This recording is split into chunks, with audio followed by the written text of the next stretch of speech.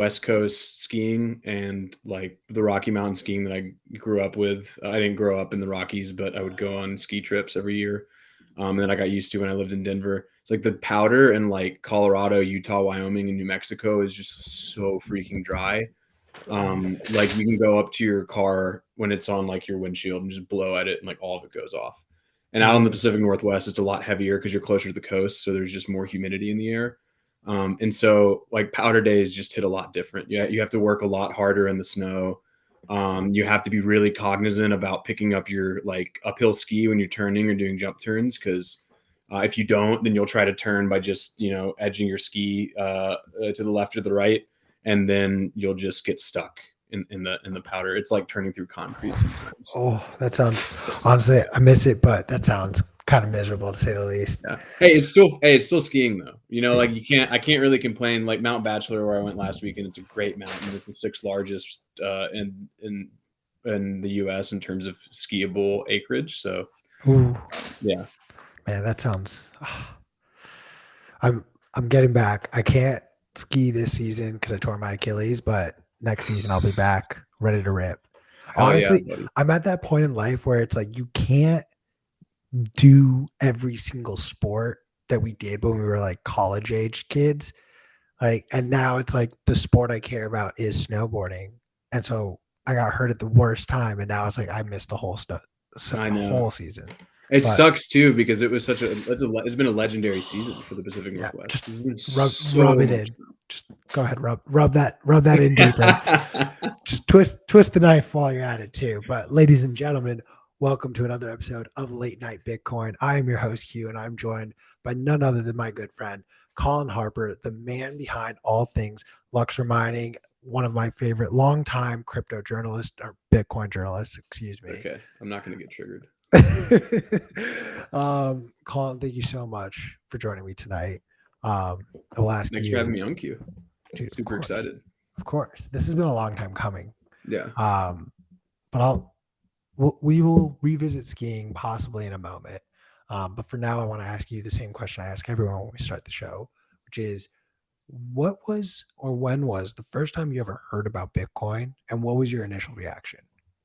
So you're not going to believe this, but the first time I heard about Bitcoin was actually in 2009. I'm not shitting you. I Satoshi? was, huh? Satoshi? Yeah. I was Satoshi. I believe that was the sentence that was completed. So we're just going to go ahead and clip that. Yep. Cool. All right, cool. If you see a video of you circulating the interweb, don't worry about it. Yeah, another fake Satoshi meme making the rounds. Colin Harper Satoshi, you heard it here first, y'all.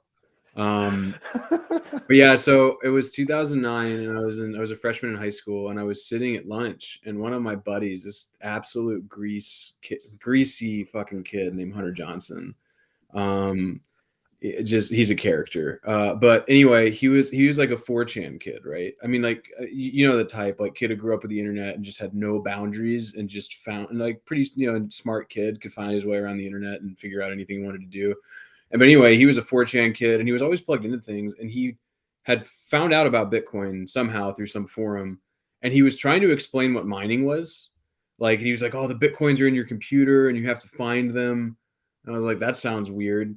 Which he wasn't necessarily wrong. Like all the Bitcoins are on the blockchain. You just have to find the right nonce to unlock the next block. But all of that being said, he told me about it, and I was like, "Oh wow, that's a weird thing." I didn't really think about what currency I wasn't thinking about money. I was a fucking freshman in high school. I was thinking about football and girls, and video games with my buddies. But Valid. All yeah, valid right. things. And so, but I remember just thinking like, this is a weird thing, because he was saying, you can send it like money. But it's important because of that introduction, Bitcoin was always a thing to me. Do you know what I mean? It was always a thing that existed. So every other time that I was reminded that it existed, I had this little signal in my brain being like, you should probably see what this is, like, because it's still around, and like it hasn't gone away. Oh, and by the way, it's worth 10x what it was the last time you checked in on it. So that was the first time I heard about it. And then like through college, some of my buddies use it on the dark web for buying drugs, and that was when it was like 350 or $400 a coin. So Have you ever talked to this sleazy character from your childhood, from your I youth? have, yeah. I actually messaged him shortly after, or I don't know how this happened, but we started like talking on Facebook, like Facebook Messenger. Like he found me or I found him, and I think he figured out that I was like into crypto and Bitcoin because I really dove in 2017, and we started talking about it. But he was like me at the time. He was just like a total shitcoiner. Just like moon boy eyes, just wanted to make $1 million off of, dog fart coin, or some of the ICO tokens back then were crazy, man. Like people, it's funny, like so much shit, a lot of the shit that was peddled again this last bull market it's just repackaged. Right. Well, would you be cool if we go explore that for a little bit? Because like Sure. I was aware of Bitcoin during the ICO stuff, but like I wasn't paying attention. For And I really sure. love the way you frame that around like, a lot of the stuff we saw in this recent cycle was just recycled from there. Hmm. Let's talk the ICOs. Like talk to me, what was the stupidest ICO? A, that you bought, B, that you just saw generally. So the dumbest ICO I bought probably was this one called Substratum. Okay. And Substratum was, so I didn't actually buy the ICO. The only ICO I bought was Engine Coin. And Engine Coin was like a gaming cryptocurrency that actually ended up performing really well. I didn't hold on to it. I didn't really make any money in shitcoins. But and then the other one was this one called Substratum, and Substratum was trying to be like a mesh network, which, like the idea of a mesh network is really cool. You set up nodes and then you send radio signals in order to connect to the internet, and you can provide internet access in places that have very little internet access. But it was trying to use all these crypto economics to get people to like run the nodes, and you would use the Substratum token to pay for shit. So that was probably, I'd say, in terms of actual technical feasibility, the dumbest one I bought. Um, if not something like Stellar or XLM. I just bought all of these shit coins, and and the white papers were so crazy. Like it'd be like 60 pages, and looking back, it's like, how did you fit that much trash into 60? Like, how did you have that much of a concept to actually try to sell to people? Because some of them, in their defense, are actually trying to be legitimate things. Like there were some things that were built on ETH, like Bankcore, which was a decentralized exchange, and things like that legitimately had some sort of like grounding in technical reality. But then there was just a bunch of crap on top of it. I think probably the funniest thing though to me, recycled stuff from the last bull run, are NFTs. People don't remember this, but there was like a brief window in December of 2017 where Ethereum was clogged with CryptoKitties. CryptoKitties had just come onto the scene, and everyone was minting them, and you could breed them and shit. And people went crazy over them. And that was the first time you saw like an NFT selling for like $1 million or something like that. Anyway, I think the NFTs getting recycled, to me, says something about what people value outside of the Bitcoin or crypto ecosystem. Like, I actually think it's an interesting case study in like how you get people interested in these systems in the first place. Because it's just like, ooh, shiny picture. Like we're just a bunch of fucking apes, running around on the internet. Don't don't remind me how simple we are as human beings, please. Very simple. I haven't smoked enough weed to go down that rabbit hole yet, but soon enough. Um, like, and I'm not trying to pick on you when I ask this, but did you ever, before you bought any of these shitcoins, like, did you ever fully read these white papers? And did you ever see something like just absurd, like, oh wow, you really just put filler in for like 6 pages straight? So I definitely read some of the white papers. I did my research, but it's like, giving ancient Latin to someone who can barely read English, right? Like you're not going to know, you're not going to understand what you're reading or where even the problems are. So, or I guess a better example would be like giving like a peer reviewed like scientific paper to just a layman, right? And they don't know what any of the variables are. They don't understand what a variable even fucking is. All the equations, like the n equals whatever, like none of this shit makes sense to them, right? So I think like in hindsight, once I learned more about Bitcoin and cryptocurrencies, yeah, a lot of this, there would have been so many red flags. But like a lot of people, I kind of bought into the, blockchain is the internet and it's going to disrupt everything. When I really think the better analogy is like Bitcoin is the internet of money, like to quote Andreas Antonopoulos. I think he coined that. Um, and that's really the breakthrough. And then as to whether or not blockchains have applications that are beneficial to society outside of that is kind of, in my opinion, still up in the air. I could see why certain people would like things like Ethereum, or other protocols that let you do decentralized finance or whatever. But I don't really see any serious anchoring. I don't see any ideas that are seriously anchored in those systems. Like everything that you're trading on Ethereum is, um, you know, a lot of them are just tokens that got airdropped to people, or just projects that were spun up, and like liquidity begets liquidity. So all the whales jump in on something and they jump in on another thing and they use their tokens to farm out this thing. Kind of a tangent, but No. I think like look, most of the people who are listening to this conversation probably agree with the notion that the many of these other shit coins are just pump and dump schemes. But for the one person who may just be out there like genuinely learning, like let's unpack just this idea of how these shit coins end up getting pumped by just the same 5 wallets, if you will. right. Can you walk through just an example of like, well, you and I decided we've made shitcoin hash.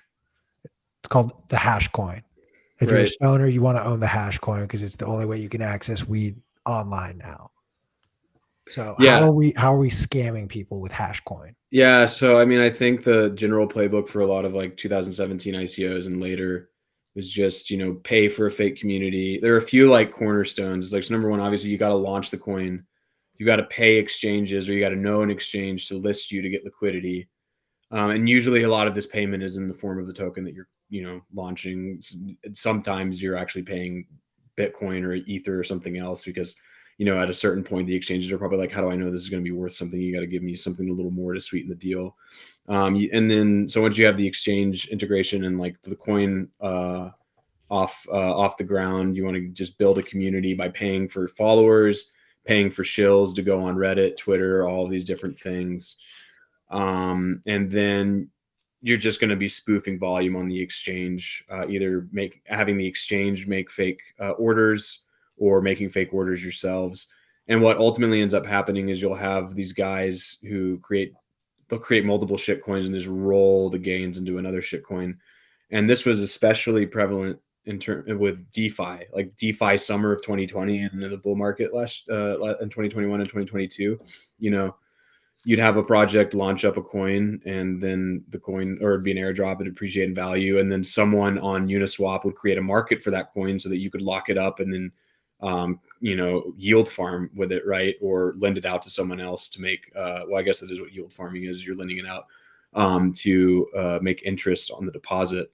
And so in Ethereum, it was like, I mean, it's basically just mimicking the current financial system, like, create debt, create a token that you then lock up to create debt. It's like taking dollars, putting it in a bank account, and creating debt from that, as a financial institution. And Ethereum made this especially easy because you don't even need to build your own blockchain for Ethereum. You can just use a token standard like ERC20, or for NFTs, ERC 721. And there you're good to go. And that's why 2017 was especially pernicious, because there was just all these fucking Ethereum ICOs. And the last bull market was really more competitor focused. You had a lot of layer ones that were trying to compete with Ethereum come onto the scene, like Solana, Binance Smart Chain, all these other things. And that happened in 2017. The problem is there weren't actually applications to draw market share, so none of these competitors actually ended up doing anything. I think the most famous one is probably EOS, a $4 billion ICO that's worth nothing today.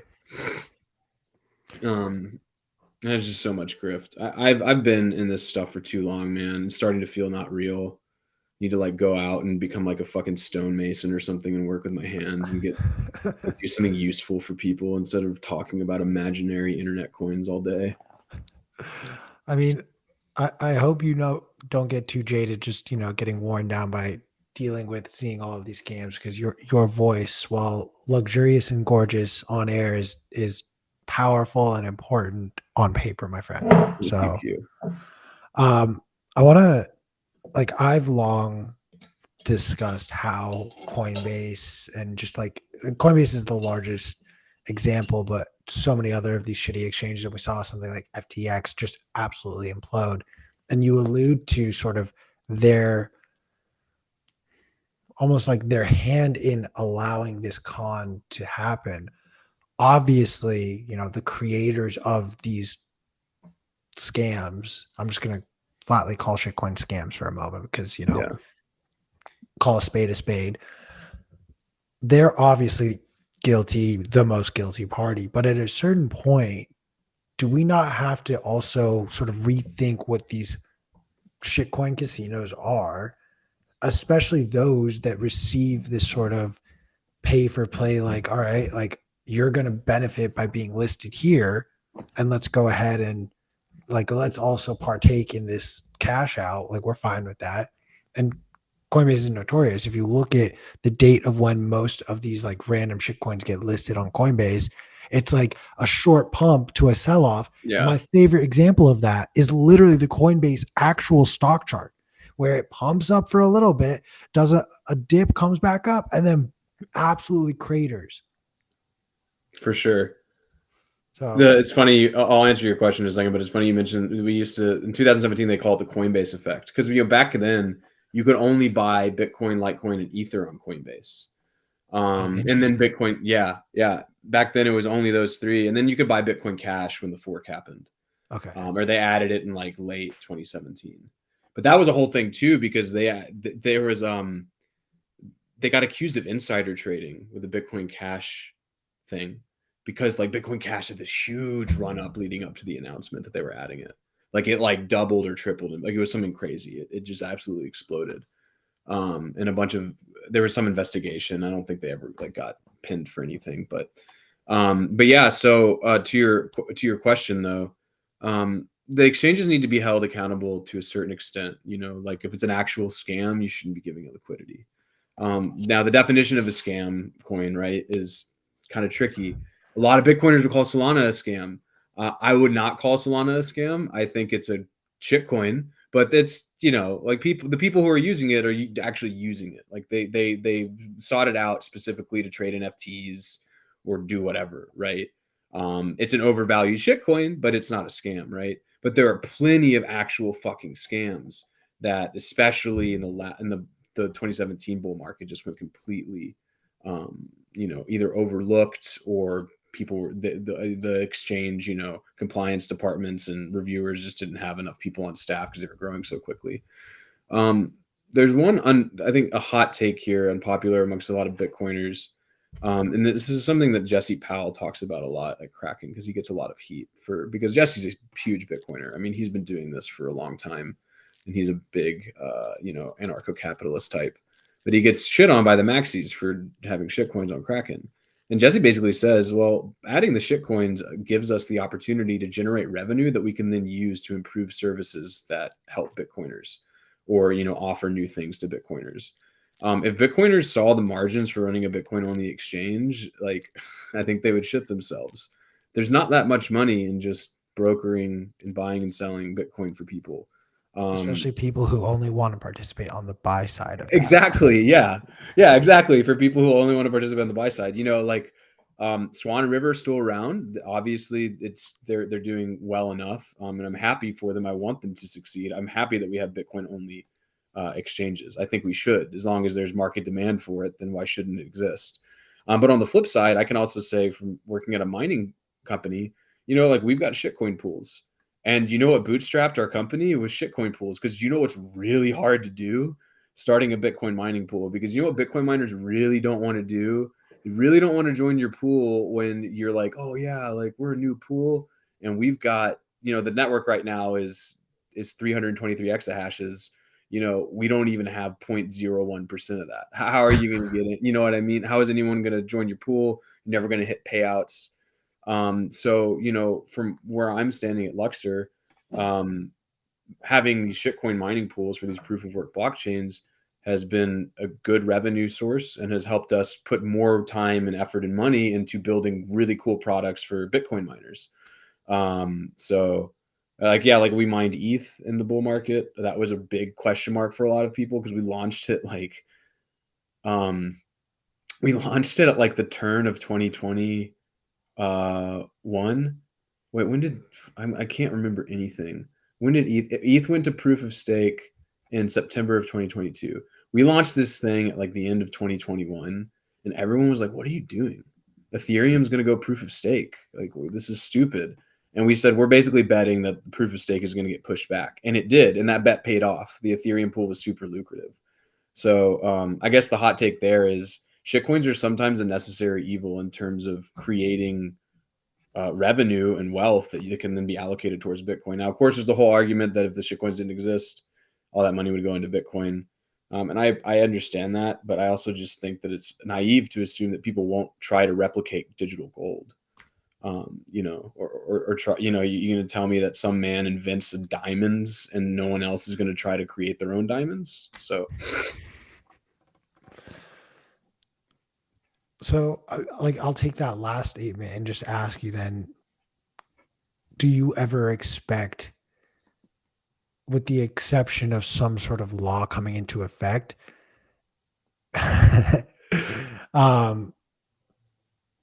could you have seen some sort of, like, yeah, honestly, shout out P for eating the shoe because of the fucking merge over to proof of stake. That was savage. That was I actually had to. Okay, so I want, please bookmark what you're about to say because I want to answer your question. I was watching that though. I was like, "There's no fucking way homie is actually eating a shoe, bro." I was like, "Oh, that's an actual shoe." Bro, he was like getting sick the whole rest of the day. It was like getting progressively worse. And he was like, "Oh, I think that canned chili really did me in." We were like, "No, I think maybe you're eating a shoe possibly caused you." Oh my god. Oh, yeah, good times, good times. Um, do you ever expect, with the exception of some sort of law inhibiting the creation of spinning up your own shitcoin, that that would ever stop? Like in the next bull run, do you expect shitcoins to exist in some capacity? Shitcoins will always exist. Penny stocks exist, right? So I don't, you'll never get away from them. Um, I think maybe there's an argument to be made that they will have less of an impact as time goes on. There are suckers born every day though, so I don't know. Maybe you know, maybe people will never wisen up to them. But yeah, no, I think they'll always exist. I think the question is just in what form do they exist? And does it get to the point where eventually all of the use cases for a blockchain ossify? Like you've got Bitcoin for decentralized gold and a decentralized monetary system. You've got Ethereum for like experimental decentralized finance.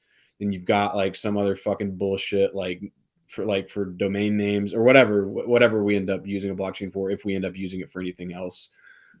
If those kind of application layers like layer ones ossify, then if shitcoins do exist, what's the point? And are they just outright scams? Or are they actually trying to innovate? Because there's an argument to be made. I'm not as like cynical as other Bitcoiners. I don't think that every single person in a shitcoin company is out there like twirling their mustache with like, a top hat being like, "Yes, how much money can I scam the normies out of today?" They're not thinking of, most of them aren't thinking about it like that. I think some of them legitimately think that they're creating something good or interesting, in the same way that a lot of people who work for tech companies that are valueless and don't create any revenue also feel like they're building a good product. As long as there are people out there, I mean, there's always going to be people who are going to be trying to solve problems with technology that exists. So as long as that exists, there will probably be shitcoins, and there are also going to be people who want to scam.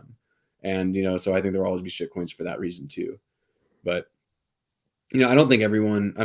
I think that most of the coins outside besides Bitcoin are garbage, and that's the only thing I hold.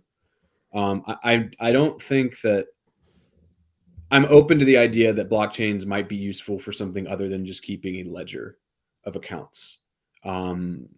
I don't know what that would be yet. Satoshi said that domains would be interesting, and other people have said that as much. Some Bitcoiners think that that's stupid, just like ENS is stupid for Ethereum name services. But anyway, people will always shitcoin.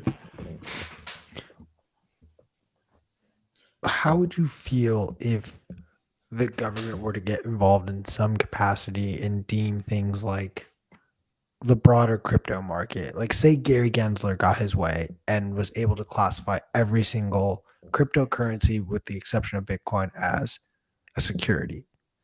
Would that be something that you would feel comfortable? Why? Because I really kind of veer towards the more like libertarian sentiment. I don't call myself a libertarian because I think there's just a lot of stigma around it. Maybe I need to get over myself. I don't really know what I am politically. Honestly, I have a lot of kind of conflicting views on things and confused. Ooh, we're gonna unpack that. But I'm generally anti-authority in terms of like I would see that as overreach.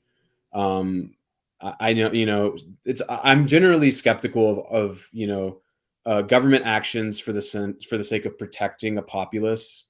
As long unless it's in like an obvious way, right? Like for instance, unless the protection is obvious or beneficial, like certain public services, fire departments, police. But if you're saying this will protect you, like this enforcement or regulation will protect you, like it's like, well, can you really make that argument? How do you know? I know that there are some people who get scammed out of it. I also know a lot of people who are smart enough who wouldn't get scammed out of it. Reminds me of the same feelings I have towards other things, like not allowing raw milk to exist. Like you can't just go to the fucking store and buy raw milk. I as an adult who can go out and drink 12 shots of tequila and smoke a pack of cigarettes in a night and destroy my body, that it's absurd to me that consenting adults can't do stuff like that. And so I'm generally of the mindset that as long as two parties are interacting in exchange of fair trade that they think is fair and consensual, I don't know why the government should step in and try to prevent it. Like coming in and saying that certain things are securities after the fact, I don't really see as helpful. Like, why did they let it happen in the first place? But does that change the fact that some of these things probably are securities in the United States law? No, it doesn't. I think this is a place where a lot of people like throw shit at Bitcoiners and they're saying, haha, like you guys are a bunch of statists because you're saying, look, ETH is a security. And I think some Bitcoiners do embellish it a little bit too much and kind of like are cheering on the SEC. And I don't think we should be doing that. But that being said, like pointing out the reality doesn't change the fact. Like pointing out that reality doesn't mean that you're encouraging it. But also on the flip side, I don't, you know, I could see some arguments for why securities law exists, obviously in a modern society, but applying it to cryptocurrencies that are just crazy meme money anyway, it doesn't make sense to me. I can appreciate that perspective. I want to hear, like, what is your most liberal belief that will get you called a socialist now by Bitcoin Twitter? Oh man. I think my most probably like liberal belief is that like I don't want single payer healthcare, but I don't think that the idea of trying to provide decent, public, if there's anything your government should be fucking doing, it should be ensuring that you have healthcare. In terms of like if I were wanted my government doing, and I'm not talking about I don't want them. People also, whenever you talk about this, they don't actually understand how healthcare systems work. They think, well, then you're just going to have terrible providers. And I'm not saying I want the providers to be, socialized by the government. Saying that people who can't get insurance get insurance, and people will say they have insurance now, but Medicaid and Medicare is dog shit. A lot of places don't accept it. I think that that's probably my biggest thing, or just like criticisms of the healthcare system in general. I think that the right is actually really bad about critiquing and understanding the problems with America's healthcare system. They really can't give ground on this one because really the problem is financialization. My dad works in healthcare, unfortunately, and like he works on mergers and acquisitions. And what people don't understand is like all these clinics and all these hospitals are just constantly getting bought out by private equity firms or by companies that are owned by private equity firms. And so there's all this hidden administrative cost on top of owning these hospitals that is totally baked into the cost of what we are paying as patients. So, you know, I think that there's obviously something pretty piss poor about the system and it needs to be if you've got good health insurance, it's amazing. My granddad's got health insurance from the fucking 50s when he worked at the same job for years and he has amazing health insurance. I also like this Backseat Studios. I agree. I'd say that would be the other thing. It's like imagine if we allocated all of those resources to, you know, medical insurance for people in need. Of course, there are Totally downstream. support You know, this. if we do that, there are obviously downstream effects for that. There's always trade offs for what you do, but I'd say that's probably my most. Or honestly, I think if it's not that, it's probably just some Bitcoiners lean less towards the socially liberal side of things, and they're a little more socially conservative. And like some of my best friends are trans, and I've got a lot of gay friends, and I just like I don't want it inserted onto the national conversation in a way where it's the most important thing on people's minds. But I also don't think that we need to be like make these people's lives more harder or more difficult than they already are. I'll allow it. I'll absolutely support that. I think there's a certain level of privilege you are afforded being an American Bitcoiner. I you're hard pressed to find too many American Bitcoiners who don't have some level of financial comfort and privilege. 100%. Yeah. Um, have you have you heard of the way Holland does their healthcare system? Probably at some point, but I don't remember. So you'll have to remind me. So it's quite simple. It is mandatory that everyone has health insurance. And the caveat is based on how much money you make, the government gives you money to then go and get a health insurance plan. Obviously, the more money you Interesting. make, the less they do, but you have to submit back to them like who your health insurance provider is. So it is mandatory for everyone that if you're making below a certain threshold, they will just give you the funds so that you are fully covered, but you go through a private healthcare insurance Okay. system. I kind of fuck with that. Everyone wins Yeah. in that scenario, Yeah, in yeah, my I do opinion. too. The fucking Scandinavians, man, have a really good way of merging like capitalism and the state in ways that doesn't fuck with people as much. I'm sure if I lived there, it might be a little bit different. But you know, I just hear so many social programs in a lot of those places that just seem so beneficial. I think part of the problem in the U.S. And I think this is a fair criticism and often is levied from the right. It's like when you talk about Denmark or Norway, I agree that they're great designs for these systems, or France or something like that. People always say, well, those countries are so much smaller population and population wise and geographically than the U.S. And I think that unpacking that, the broader problem there is not only is it because you could technically have state by state. If a state was well oiled enough, you could probably do those things state by state as long as it had enough tax revenue and had enough funding for that. But part of the problem is, and it's just culturally too, the U.S. is just so fucking. I mean, this road trip from Tennessee to Oregon is just really kind of just cemented that in my brain. Just how fucking different every single segment of this country is. And there are obviously similarities. Where we live right now in Grants Pass, Oregon, is very rural, and there are people who fly stars and bars, Confederate fucking flags, right? It's so like that's like back home, man, in Tennessee. But even still, you know, there are still differences between that, guy in Oregon and the guy back home who's doing the same thing. So I don't think we'll ever get to. I don't think we'll ever get to that in the U.S. unless we literally become a totalitarian state.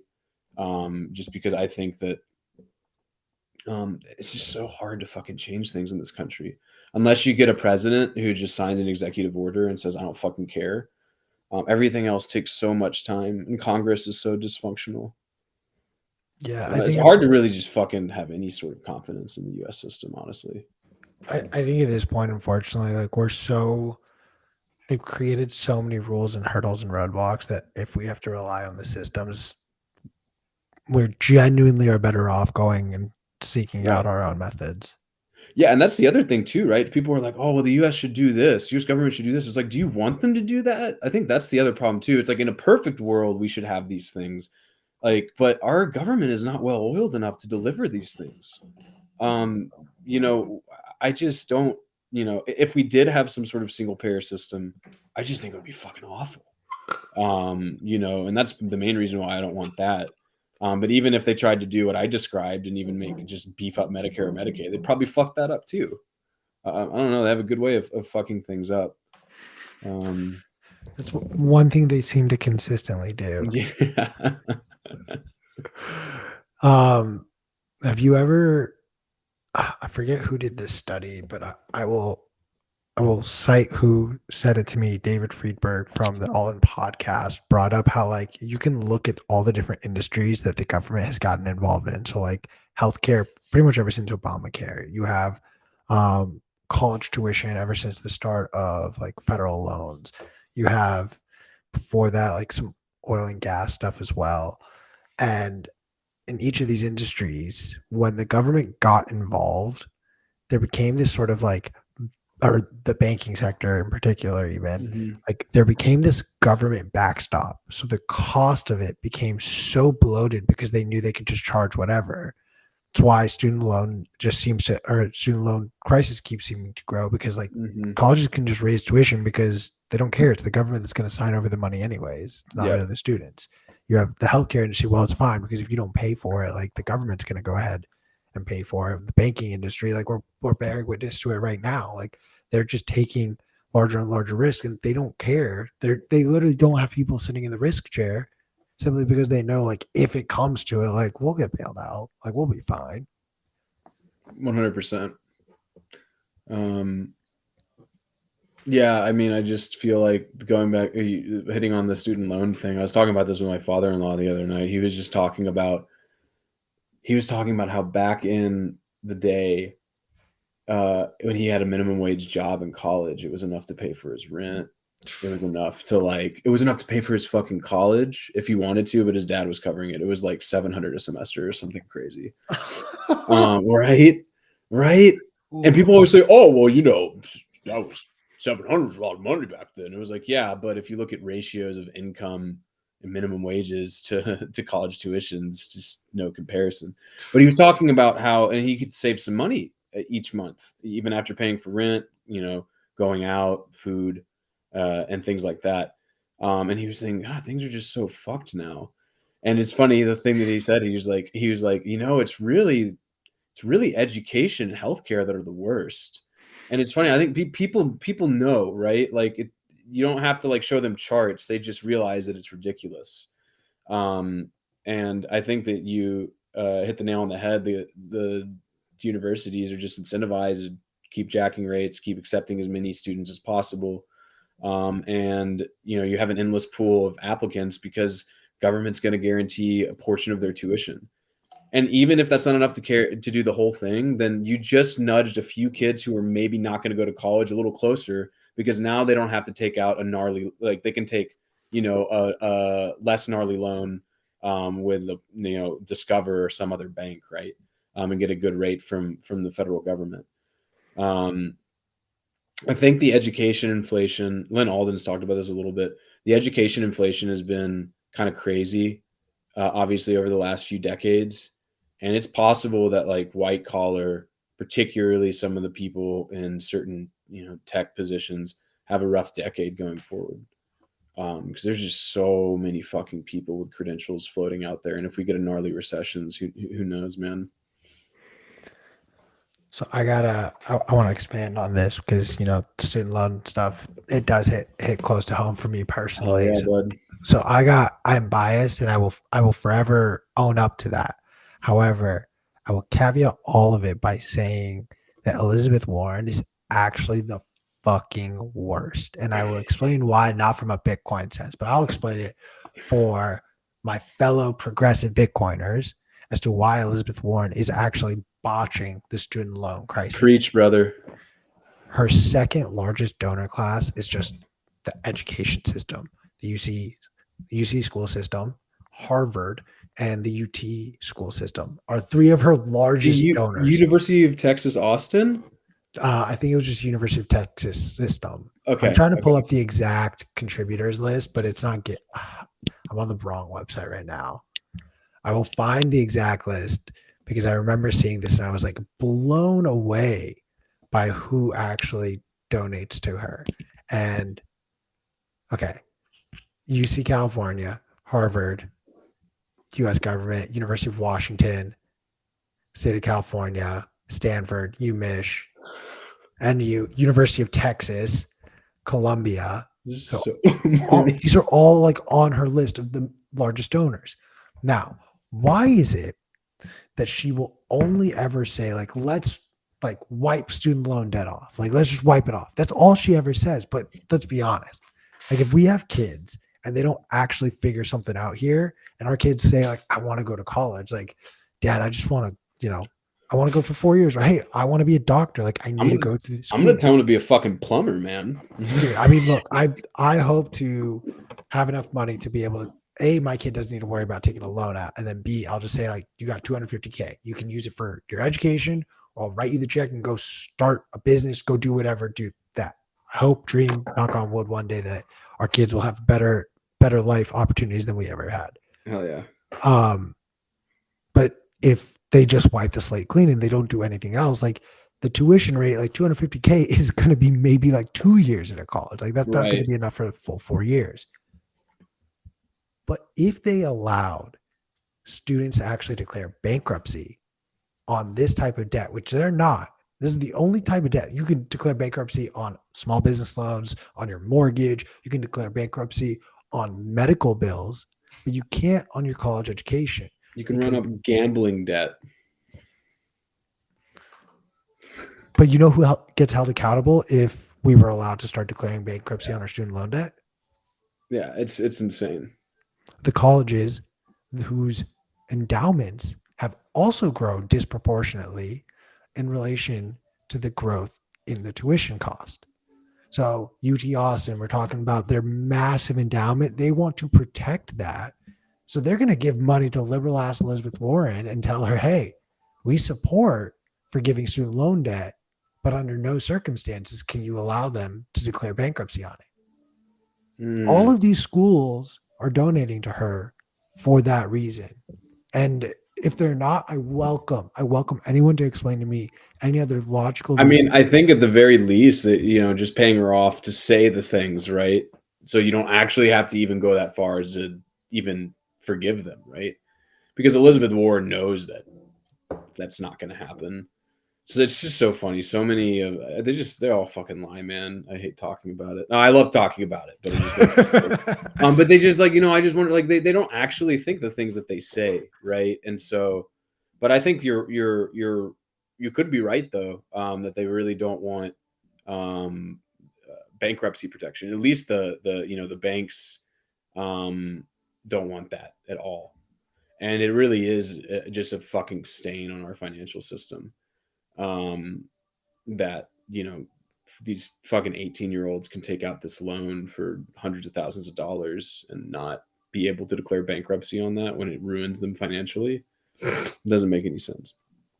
And fuck the banks for doing it, man. I mean, student loans, sure, like we should have student loans, but just the level at which they've been doled out over the last 2 decades, it's insane. And, quite honestly, man, just our whole education system, we're pushing kids into higher education for reasons that don't make sense a lot of the time. I have one of my best buddies from Swanee, the little tiny liberal arts school I went to in bumfuck nowhere, Tennessee.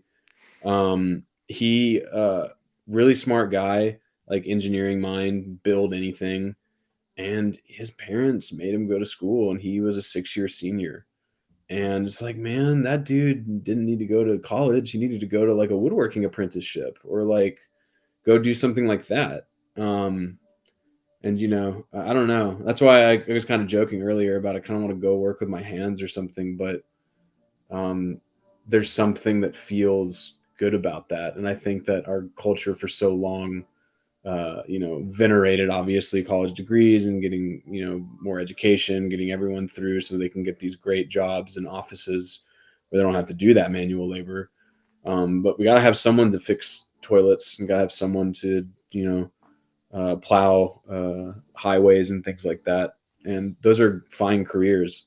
Going back to what I was joking about, saying my kid to be a plumber, I'd be just as happy if my kid was like, "Hey, I don't want to go to college. I want to go do like an electrician's apprenticeship or a plumber's apprenticeship." Be like, "Yeah, sure, like, whatever you want to do, man. I just want to be able to furnish you with the tools and the know-how to be able to do that." Just make sure he's stacking sets. Yeah, exactly. I want to ask you, what is a conspiracy theory that you 1000% believe? Oh fuck. Oh man. Oh, I wish you would have told me this beforehand because I could have Oh, you would have done a little really, homework. really well. Honestly, there, I was there, just there are on conspiracy TikTok theories before that are this. kind of. I'm almost there, but I'm not all the way there. And but then there are some that are like, well, duh, dude. Like everyone knows, you know what I mean? Like I'm kind of obviously like the JFK stuff is out in the open now at this point. The fact that the U.S. government had a hand in 9/11. I don't think that that's even really conspiracy anymore. I think that that's pretty. This book literally reveals all of that. Yeah, the Lumen Tower. Okay, I would love to read that. It's also been turned into a Hulu series, a Hulu miniseries. That actually was very good and underrated in my opinion, Okay. but I will DM you the details. Thank you. Of this. I guess though, so I guess the one that I believe probably the most is are you familiar with like the work of like Graham Hancock? No. Or so he's this like journalist turned amateur archaeologist who has basically written multiple books making the argument that there was an advanced civilization before the earliest known civilizations that we have after the Ice Age are dated back to I think it's 10 or 12 BC. And he's arguing that before the Ice Age, potentially even back hundreds of thousands of years, there were civilizations of human beings who were much more advanced than we would give them credit for, and had access to technology that we may not even know exists. And this is basically where the story of Atlantis comes from. Is that the Atlanteans were an advanced race of beings who were wiped out in what Graham Hancock and these other people believe was the Younger Dryas impact event, which was basically just this massive meteor shower that ended the last ice age, and caused the flooding that we often hear about in popular myths like the Epic of Gilgamesh or Noah's flood, or even there are Greek myths of the floods, and there are even Native American, or it's not Native American, sorry, it was some Polynesian or Indonesian tribe had some crazy flood myth. Anyway, the flood myth is replicated all throughout multiple different cultures. So anyway, this conspiracy theory basically posits that Atlantis, maybe not as it's depicted obviously in popular culture, but some sort of advanced civilization like the Atlanteans could have existed. I don't know if it's true. I think I like it just because it's kind of cool, and it's probably not feasible, but it's interesting to say the least. It's fun to think about. So fair. No, dude, I dig this stuff. I mean, I forget what it's called now, but there's a whole theory about why we haven't met another species of aliens and whatnot, and that it just might be that we're so far away from any other life form, which is just so eerily scary. We're in a simulation, and I don't think is that your conspiracy theory? So here's a fun one to start just chewing your mind on, because I've rolled this joint because we'll be wrapping in about 10 minutes. I've been ripping the pen secretly down below. So especially with the growing success of some of these AI systems, you saw that, I forget what DJ it was, created that song with Eminem's voice, got Eminem's approval, and now there's a new just house music jam with Eminem, who never laid down a single word, and people are creating these deep fakes of Trump, of Biden, of Tom Cruise. I'm telling you, point blank, like we will see Mission Impossible movies until we are old and gray, and Tom Cruise will look younger than us, and we will be older than him. And it begs the question, and hear me out on this, because what really kicked in during our conversation tonight, bro, I think we're the NPCs, and I think our parents' generation was actually like the main storyline of this simulation, because they really came in when everything was great. Like you could do anything and you made money for the most part. You wanted to sell That's true. wood, That's true. done. You wanted Everyone, you could work as a fucking manager at a Kohl's and you would buy your own house, to, right? dude, it was like all you had to do was be willing to get a job.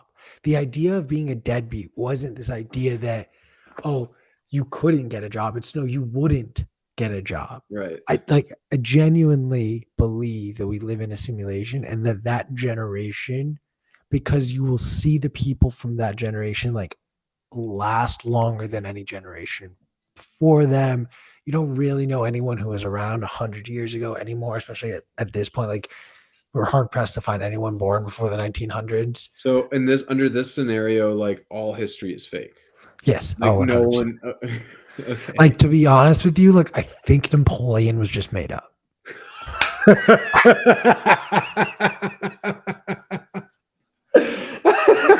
Dude, you're on some other shit, my brother. I mean, look, like tattooed somewhere. To be honest with you, I think Napoleon is made up. There's no way that fucker conquered half of Europe. How does a midget go around conquering Europe? Like, I get it. Everyone was supposed to be drunk back then, but genuinely, like, was this guy real, or was everyone back then just a giant pushover? I don't know, man. Yeah, to be honest with you, I kind of think that because P is 160 years old, that like it only confirms my theory. I mean, only 160-year-old simulation man could eat a shoe like that and live to tell the tale. All right, we ventured way off the Bitcoin trail. We got about 7 minutes left, a little less than that. Do we go back on Bitcoin, or do we just stay the course? It's up to you, man. It's your show. We're staying the course. I'm high enough and I enjoy this part of the conversation. Hell yeah. Okay. So we covered conspiracy theories. We covered, just the rigged game against us. We covered the scams of shit coins. I'm your therapist, and this has been a live recording of Colin Harper's therapy session. What else has been, you moved cross country, you dealt with that. What was the coolest place you guys stopped on your move? New Mexico, 100%. Okay. I love New Mexico. Do you want to like spill the beans and make that spot like become known for all the like 5 people who listen to this podcast? That's the thing, is most people don't think about going to New Mexico, right? Because it's like, I mean, like Breaking Bad didn't exactly give it the best rap. Like Albuquerque's pretty shitty. No offense to anyone from Albuquerque. The people from Albuquerque love Albuquerque. But yeah, Meow-Wolf's dope. What's up? Meow-Wolf's dope. Meow-Wolf's dope. Northern New Mexico. Is a little overrated in my opinion. What's up? Taos is a little overrated. Oh, see, I understand why you'd say that, because it is a smaller mountain. The thing about Taos, though, is it's fucking gnarly. Everything at Taos is steep, and it is fucking crazy. So, I mean, I know what you mean. Like, if I had my choice, I would rather go to like, I mean, I was spoiled growing up. I went to Telluride. It's like my favorite place to ski ever. I mean, I would rather go to a place like Telluride. Or maybe even like Winter Park or Copper Mountain. Ooh, I love Winter. I love Winter Park. Winter Park's one of my favorites. It's so fun. It's got a little something for everyone. But Taos is super gnarly and fun. What I love about New Mexico primarily is it's the same thing as I love about Southern Colorado. It's actually a lot more colorful than like what most people think of with Colorado, like the Front Range and Estes Park and stuff like that. The rocks have more color to them. They're like super cosmic with all of these really beautiful yellows and reds and oranges and purples. And the food's amazing. New Mexican food is awesome, and it's not Mexican food. It's very much its own take on that tradition. So, and White Sands, yeah, I've never been to the White Sands. Backseat Studio saying in the chat, but I would love to go to the White Sands. And also, I enjoyed driving across Nevada. Nevada's just a weird place, man. We stopped at this truck stop that was a truck stop, a souvenir stand, and a brothel. Yeah, like there was a brothel in the back. And I called up one of my buddies who I used to work with at Bitcoin Magazine, and I was telling him about that. And he goes, "Oh man, I just got so sad just thinking about some trucker stopping there at night, just getting a piece of ass after like a 16-hour day on the road." It just, and it was alien themed too. The whole thing was alien themed. Nevada is just so weird. I fucking love this country, man. It's so big, and there's so many amazing, weird, quirky, beautiful things about it. And as I like to always say, a country is not its government. So anyway, I just loved road tripping across the U.S. There's so much to uncover. What's one place you're looking forward to going that you haven't been yet? In the U.S. or Yeah. broadly? First the U.S. and then broad. Alaska. Okay. Probably Alaska, and that's tied with Alaska and Hawaii. That's kind of a cop out, but just like they're the hardest to get to. And in terms of or in terms of climates, they're the most extreme, I think. You can't get tropical in the U.S. outside of Hawaii unless you go to the Bahamas, which is not the U.S., but it's a territory. What does that mean? I don't know. Imperialism is weird. But and outside the U.S., I don't want to be a bitch and say somewhere in Europe, because I'm such a little Europhile. I love Europe so much. Every country is like its own little experience. I'd say probably like Thailand or something. Thailand, or honestly, maybe somewhere in the Middle East. I don't know where in the Middle East. Like, people in the Middle East probably don't like people that look like me. Not But really. I'm telling you, all you need is for Iran to just chill out for a little bit, and that is probably the best, most welcoming country in the Middle East. And I don't say that as an Iranian citizen. I say that as an Iranian person who understands. Like, well, and Iran used to be super progressive, and like it used to be a fucking modern state. Like that. I mean, women would be walking around in skirts in the 70s and shit. Yeah, I mean, honestly, I think the best depiction of it I can give you is a story. My dad told me that from his childhood, Iran, like Americans, we don't think to go travel there. It's not, to your point, Colin. Like, it was very frequently traveled in the 60s and 70s, especially by European tourists. And there was a random picture my brother, when he was back home in Iran a few years ago, like saw. It was like my dad when he was a kid and his family, and there was just like a white family with him. And we were like, what? Who are these people? And apparently this French family was just driving through Iran, and they were just lost. And they asked my grandfather, my dad's dad, for directions. And he sort of like helped them figure out where they were going, and how to get there. But then he was like, being an Iranian, like, you're like, come, like, please come. Like, I would love to have you guys come over for dinner. And literally brought this whole family over for dinner. They broke bread. Then he was like, you can't leave now. It's too late at night. Like, you guys can have a room in the house, just spend the night. Like, spend the night, get some rest. Like, we'll have tea and breakfast in the morning, and then like be off on your way and like have a wonderful trip. And like that encompasses, I think, how warm, generous, and kind the Iranian culture and people are. And to your point, dude, a country is not its government, it's its people. Yeah, it is for sure. And I think, also I mean, the only interaction I've ever had with the Muslim world is in Turkey, but I found the Turks and Muslim Turks to be extremely hospitable.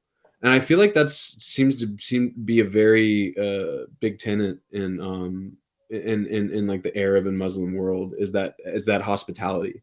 Mhm. And I mean, I just remember when we went to Turkey, man, it was just fucking, that's exactly that. You like go to these villages and people just feed you. They just give you things.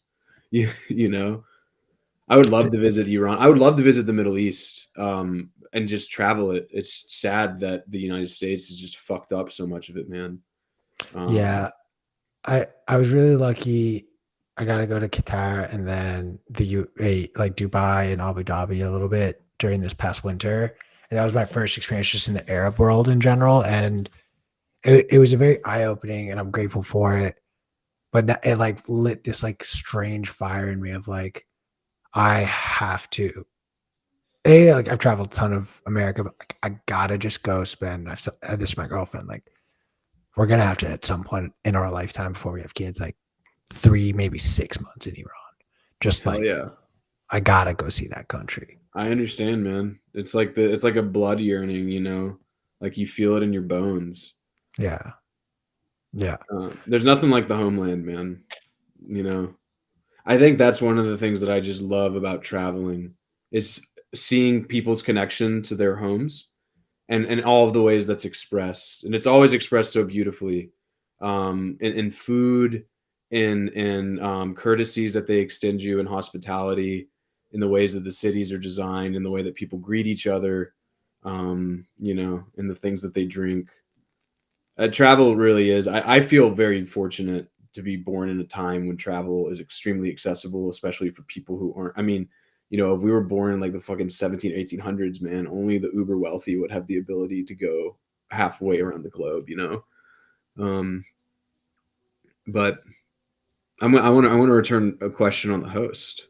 please. Where is a place that you have not visited that you would love to go? Ooh, I can cop out and say El Salvador, but I'll give you a better answer too. Um, I'd really like to go to Japan. Oh, that's a good one. That's I, also on the list. yeah, like I really, especially. So I'm like I've hit you up when you were in Denver because I was just like in a cabin snowboarding, and like I go all over the place all the time. And I heard about this thing where there are a few like Japanese ski resorts that were Hmm. created in I believe the 90s. So like mountainous terrain, trees cleared out. So it's like a legit just like trail, but they're abandoned. There are no more lifts anymore, but you can see the poles still there, but there's no actual lift line and there's no chairlift.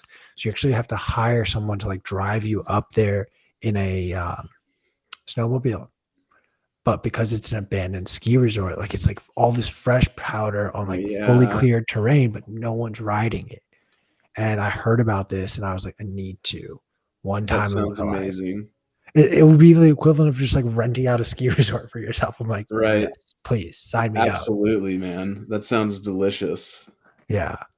So when I plan that, I will shoot you some messages and Hell I'll yeah, bug you to buddy. join me on that. Hell yeah, man. We got to do like a more pleb oriented ski trip. I see all the big dogs in Bitcoin doing their Jackson Hole trip. I'm like, yeah, but like, what about the plebs? What about us? What about the little guys? I'll DM you after the show. There's something coming up soon. If you want to, it might be a little too close, but I unfortunately like I'm out this ski season. I'm still oh right, of on course. my I'm Achilles. so No, sorry. I no, forgot you're, about your bro, Achilles tendon. bro, you're fine. I'm not exactly like fully broadcasting it, but no, yeah, I still can't like fully walk properly. So still got to get back Bummer. to that. Next season. Yes. Oh, 100%. Keep me in the loop. All right, we are over our time. This has been arguably one of my favorite conversations. It's always a pleasure getting to chat with you. I'm Hell probably yeah, going to bud. bother you to come back on. But This I is would love uh this is one of the best podcasts I've been on. This is super fun. you are far too kind and gracious with your lies, but I will leave you with the final word. Um I don't know if I have a final word. If you're thinking about mining Bitcoin, think twice. It's a lot harder than you think it's going to be. Um, and yeah, just try to keep your heads. Go tell your families that you love them, and go find something that makes you happy spiritually and emotionally. So beautiful. Love it. Colin, love you, brother. And thank you guys very much for tuning in to another episode of Late Night Bitcoin. That's a